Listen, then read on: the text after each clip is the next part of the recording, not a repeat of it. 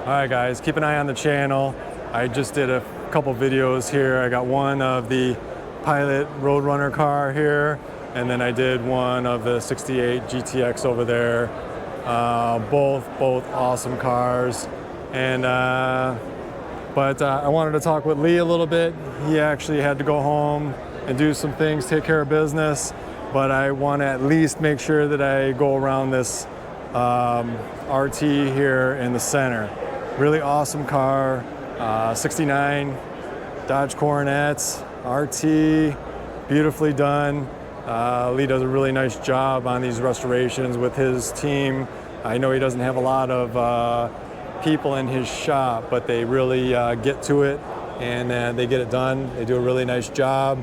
I've been following his stuff for quite a while now on social media. But this car, boy, the paint, very nice. Dark green metallic poly. Let's see, I don't even know what the correct name would be. Would this be F8? Forest green or something, whatever it is. If you guys know, let me know. Merritt Pennington is the owner of this particular car. Another HEMI car.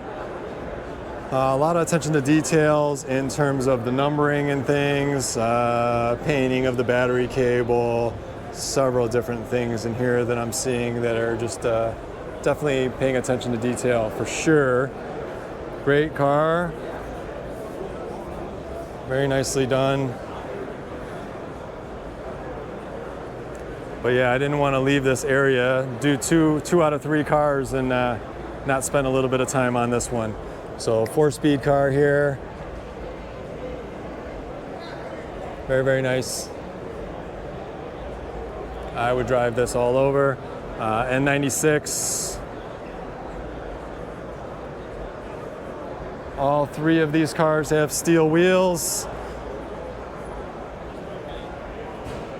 I'm definitely a fan of the steel wheels.